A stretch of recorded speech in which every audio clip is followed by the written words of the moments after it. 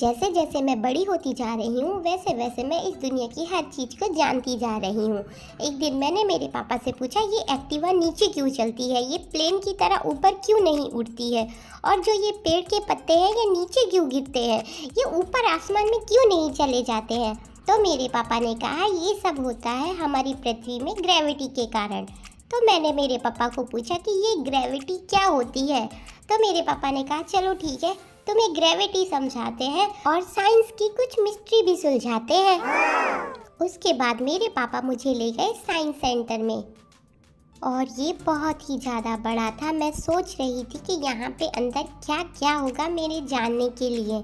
उसके बाद हमने हमारी गाड़ी पार्किंग में रखी और पार्किंग से ही अंदर जाने का रास्ता था। अच्छा, हमको सिखा रिया है।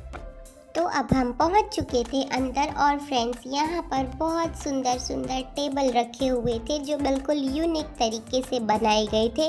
यहाँ पर आते ही आपको ऐसा लगेगा कि आप सच में साइंस की दुनिया में पहुंच चुके हैं। उसके बाद मेरी मम्मी ने टिकट ली। यहाँ पर पर्सन टिकट 120 रुपए है। और हमें यहाँ नीचे ही देखने के लिए मिली ये प्रिंटिंग मशीन, इसको आप प्रेस मशीन भी कह सकते हैं। क्या फ्रेंड्स आप जानते हैं प्रिंटिंग मशीन का आविष्कार जर्मनी के जोहान गुटेनबर्ग ने 1439 में किया था, और जो पहली बुक इसमें छपी थी वो बाइबिल थी। और जरा ये तो देखो, ये तो मेरा सूरत है। कितना छोटा सा मिनिएचर सा मेरा सूरत बनाया गया है और कितना सुंदर लग रहा है ये।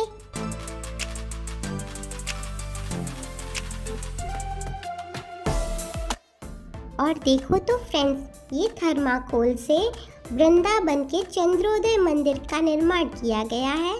वैसे तो ये छोटा सा सैंपल है, पर ये बहुत ही ज़्यादा खूबसूरत है। और ये रहा छोटा सा साइंस सेंटर। उसके बाद हम लोग फर्स्ट फ्लोर पे गए, क्योंकि फर्स्ट फ्लोर पे साइंस आर्ट गैलरी थी। वहाँ पर हमें सब कुछ देखने के लिए मिलने वाला था। हम जैसे ही अंदर गए हमें देखने को मिली ये एक्रोबैटिक स्टिक। आप देख सकते हो इसमें जो होल है वो कर्व है, बट स्टिक एकदम स्ट्रेट है। उसके बाद भी स्टिक इससे क्रॉस हो जाती है ना, एकदम मैजिकल। क्या बात है सर, क्या बात है सर। इसके बाद हमने जाना कि प्लेन में बैठने के बाद हवा का दबाव कितनी ऊपर कितना होता है। अच्छा।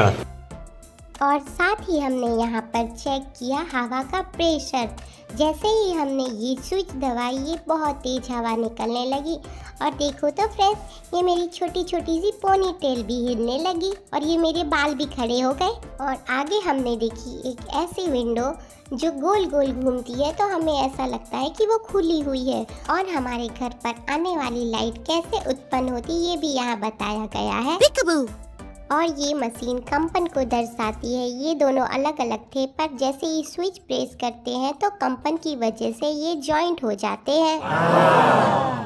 और फ्रेंड्स आगे जाके हमने देखी ये हवा में उड़ने वाली बॉल। जैसे ही हम स्विच को प्रेस करते हैं वैसे ही ये बॉल हवा में उड़ने लगती है, क्योंकि नीचे से हवा प्रेशर में आती है, जिसकी वजह से ये बॉल हवा में उड़ती है।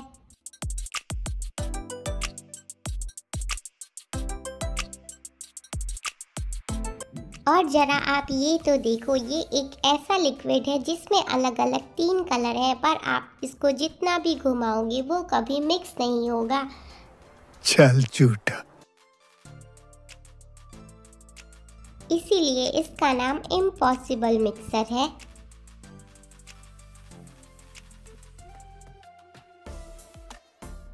और फ्रेंड्स आप लोग लाइन ऑफ फोर्स को भी समझ सकते हैं। आप जैसे ही स्विच प्रेस करेंगे ये मैग्नेट घूमेगी, पर मैग्नेट की वजह से आसपास में जितनी भी ये छोटी छोटी स्टिक्स हैं ये भी घूमने लगती हैं।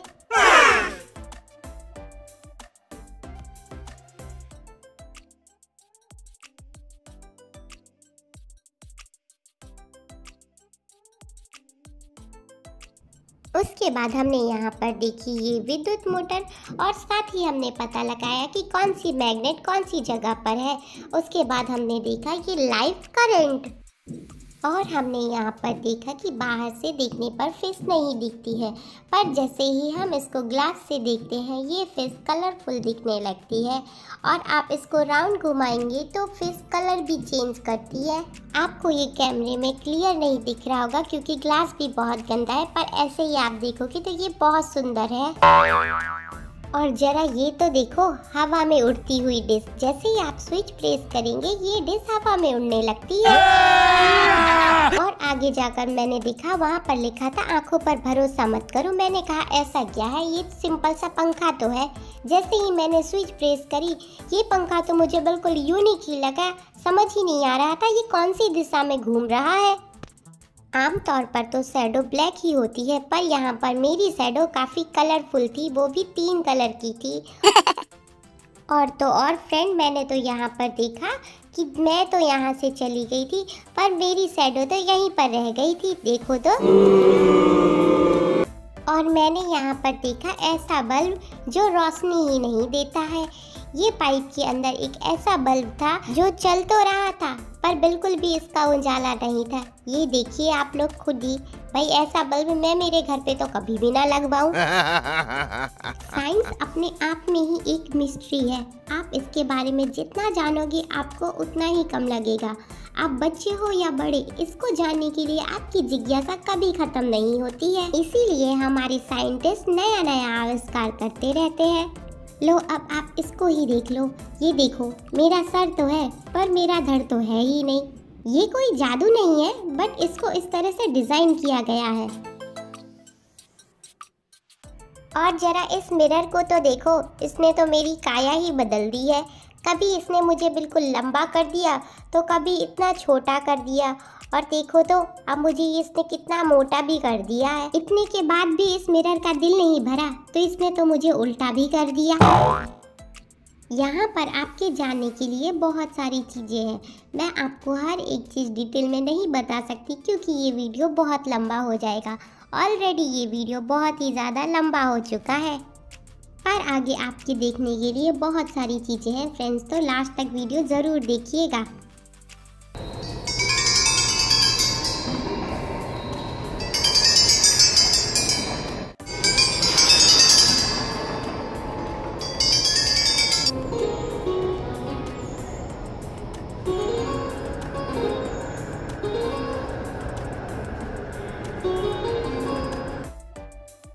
और फ्रेंड्स, आप यहाँ पर बैठकर अपनी वॉइस चेक कर सकते हो कि आपकी वॉइस का साउंड लेवल कितना है।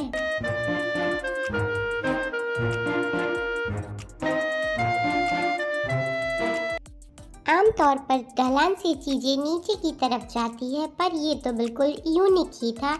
ये तो ढलान से ऊपर की तरफ जा रहा था। और हमें फिर से देखने के लिए मिली ये एयर बॉल, जो दूसरी एयर बॉल के मुकाबले काफ़ी बड़ी थी। वाह क्या सीन है। उसके बाद हमने देखा कि चंद्रमा हमारी पृथ्वी की परिक्रमा कैसे करता है, और साथ ही हमने देखा एक यूनिक सी चेयर जो ऊपर से देखने पर तो कुछ और दिखती है, पर जैसे ही आप छेद से देखोगे तो आपको वो चेयर दिखेगी। और आज हम आपको मिलवाएंगे ये आलसी चुंबक से, जिसको एक चुंबक को तो मेरे पापा ने डाला तो ये तुरंत आ गई, पर दूसरी को डाला तो देखो आलसी अभी तक नहीं आई नीचे। साइंस गैलरी देखने के बाद फ्रेंड्स हम आगे चले तो वहाँ पर हमने जाकर देखा ये हमारा सौर मंडल। यहाँ पर सारे ग्रहों के बारे में और सारे तारों के बारे में जानकारी दी गई थी, और किसने किस चीज़ की खोज की इसकी भी यहाँ पर डिटेल में सारी जानकारी दी गई थी।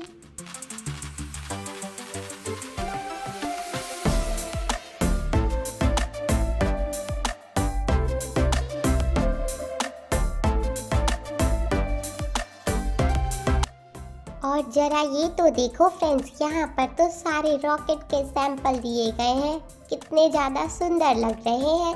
मैंने तो डिसाइड कर लिया है कि मैं भी एक बार अब स्पेस में जाऊंगी, इन्हीं में से किसी एक रॉकेट में बैठकर।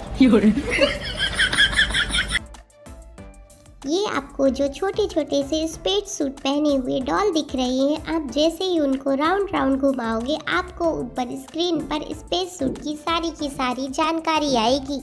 साथ ही आपको यहाँ पर ये भी पता चल जाएगा कि कौन सा इंसान कौन सा स्पेस सूट पहनकर कहाँ पर गया था। है ना गजब की टेक्नोलॉजी। मुझे भी कुछ ऐसी ही टेक्नोलॉजी मेरे घर पर भी चाहिए। स्क्रीन पर तो आपने सारे स्पेस सूट देख लिए, पर क्या आप रियल का स्पेस सूट देखना चाहोगे? तो ये रहा रियल का स्पेस सूट। देखो तो जरा कितना मस्त लग रहा है। मैं भी एक दिन ऐसा ही स्पेस सूट पहनकर स्पेस पे ऐसे जाऊंगी। और आप स्पेस में जाने से पहले यहाँ पर ये भी जान सकते हैं कि स्पेस में जाने के बाद आपकी बॉडी का कौन सा पार्ट कैसे वर्क करता है। चलो तो मैं भी जल्दी से सारी जानकारी ले लेती हूँ, क्योंकि ये मुझे आगे काम आएगा। और आप यहाँ पर अपना वेट चेक कर सकते हो कि आपका वेट कौन से ग्रह पर कितना होगा। और ये वो टूल्स है जिससे अलग अलग ग्रह से मिट्टी लाई गई है। और फ्रेंड्स, ये रहा हमारा इंडिया का रॉकेट, और ये रहा हमारा इंडिया का सैटेलाइट, और ये रहा हमारा इसरो। आप इसरो के बारे में तो जानते ही होंगे, और अगर नहीं जानते तो गूगल पर जाओ। मैं आपकी टीचर थोड़ी हूँ जो सब बताऊंगी। और जरा ये तो देखो, गर्मा गर्म समोसा, पिज्ज़ा, ये फ्रेश फ्रूट और ये सब्जियाँ, साथ में इतना सारा खाना। मुंह में पानी आ गया ना। पर आपको बता दे रही हूँ, जो पानी आया है वो वापस से पी जाओ, क्योंकि ये सब असली नहीं है, ये सब प्लास्टिक के सैंपल है। कैसा लगा मेरा मजाक? ये सब देखने के बाद फ्रेंड्स, हम 3rd फ्लोर पे ऑडिटोरियम की तरफ निकल गए, क्योंकि हमें वहाँ पर भी कुछ अमेजिंग सी चीजें देखने को मिलने वाली हैं।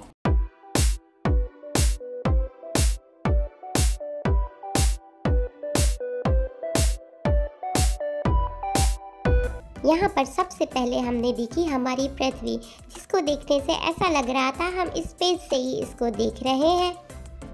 और साथ ही फ्रेंड्स, हमें यहाँ देखने को मिला ये ट्रफल पत्थर, जो 2010 में वेल्स की खुदाई में मिला था। और इसका जो नक्काशी है ये आसमान के एक हिस्से को दर्शाता है।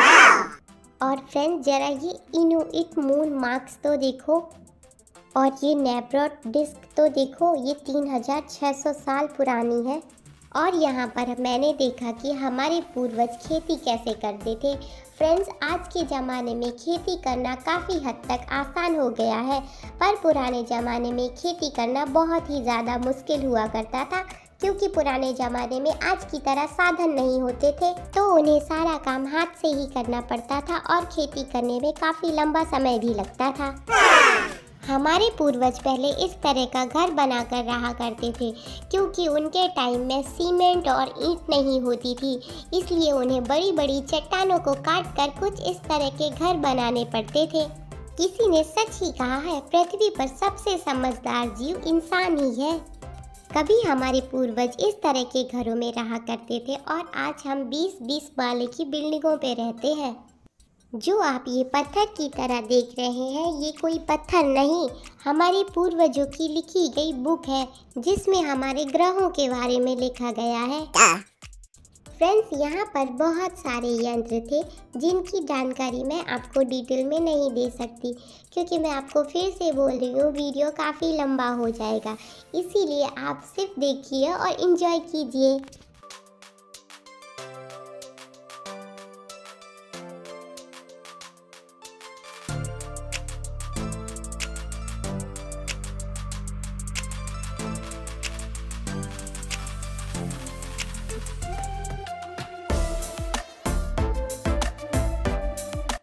यहाँ पर हमारे खगोल शास्त्र की भी बुक थी, पर ये बुक काफ़ी यूनिक थी, क्योंकि यहाँ पर एक स्विच था जिसको हम प्रेस करते थे तो नेक्स्ट पेज ओपन होता था। मुझे यकीन है कि फ्यूचर में हमें कुछ इसी प्रकार की बुक देखने के लिए मिलेगी। अभी मजा आएगा ना भिड़ो। और ये रही बड़ी सी क्लॉक। जैसे ही मैं इसका स्विच प्रेस करती थी, ये क्लॉक चलने लगती थी। और क्या इन लोगों को आप जानते हो? अगर जानते हो तो कमेंट में मुझे ज़रूर बताना। और आप लोग जो ये पेंटिंग देख रहे हैं, ये पेंटिंग पत्थर पर ही पत्थर को थोड़ा थोड़ा सा तोड़कर की गई है और इतनी सुंदर बना दी गई है। और जरा ये तो देखो दोस्तों, ये रहा पूरा का पूरा हमारा सौर मंडल। जो ये नीचे है ये सूरज है, और ऊपर सारे के सारे ग्रह हैं। कितने खूबसूरत लग रहे हैं ना। उसके बाद फाइनली मैं वहां पहुंची जहां पर मुझे ग्रेविटी की कुछ जानकारी मिलने वाली थी। मेरे पापा ने ये बॉल ऊपर से डाली और कहा कि इसको ध्यान से देखो तो तुम्हें ग्रेविटी समझ में आएगी। और मेरा यकीन मानो दोस्तों, मैंने बहुत ध्यान से इसको देखा पर मुझे कुछ भी समझ में नहीं आया। और फ्रेंड्स, आप ज़्यादा ही स्मार्ट हो तो आप यहाँ पर अपने दोस्तों के साथ आकर ये बड़ी सी स्क्रीन पर जनरल नॉलेज का गेम भी खेल सकते हो। No. और फ्रेंड्स, मैंने यहाँ पर देखी ये केंद्र बिंदु। और फ्रेंड्स, यहाँ पर साइंस से रिलेटेड बहुत सारे गेम थे। अगर आप साइंस के बारे में ज़्यादा जानकारी रखते हैं तो आप इसको ज़रूर खेल सकते हैं, आपको बहुत मज़ा आएगा। और फ्रेंड्स, मैंने यहाँ पर देखी एक बड़ी सी स्क्रीन जिसमें हमारी यूनिवर्स की सारी जानकारी दी गई थी। यहाँ पर विंडो के आकार की एक स्क्रीन दी गई थी जिसको आप आगे की तरफ स्क्रॉल करते थे तो जो छोटे छोटे से ग्रह हैं, तारे हैं, उनकी सारी की सारी जानकारी आपको इस स्क्रीन में डिटेल में दिखाई जाती है। जिस स्पीड से हमारा साइंस आगे बढ़ रहा है, मुझे लगता है कि फ्यूचर में टाइम मशीन भी जरूर बन सकती है। आपको क्या लगता है दद्दू? आपको इसे देखकर लग रहा होगा फ्रेंड्स कि जैसे कोई घर बन रहा हो। पहले तो मुझे भी यही लगा था, उसके बाद मेरे पापा ने कहा कि ये टेलीस्कोप है। मैं तो सोच के रह गई, इतना बड़ा टेलीस्कोप। Oh, come on.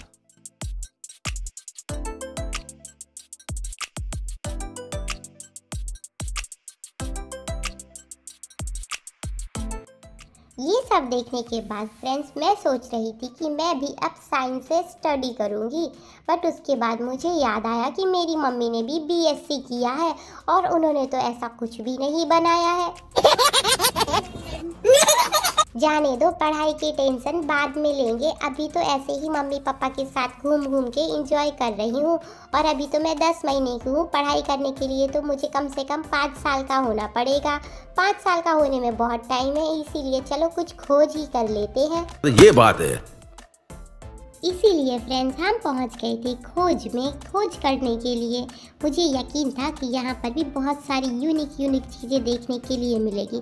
पर मुझे सबसे पहले देखने के लिए मिला ये वायरस, और फिर से ये वायरस, और फिर से ये वायरस। यहाँ पर वायरस है और कुछ बीमारियों के नाम है। सिर्फ और सिर्फ फ्रेंड्स, यहाँ पर वायरस ही वायरस है।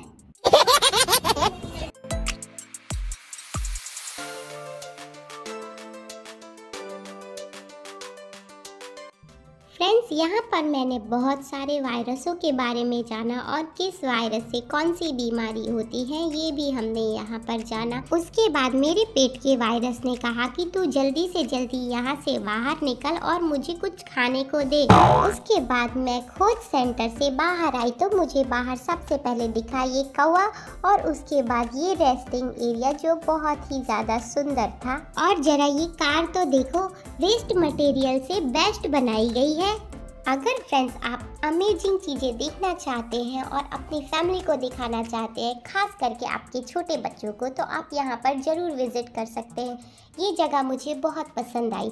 और अगर आपको मेरा आज का ये ब्लॉग पसंद आया हो तो लाइक करो, शेयर करो, सब्सक्राइब करना बिल्कुल भी मत भूलना। Bye bye.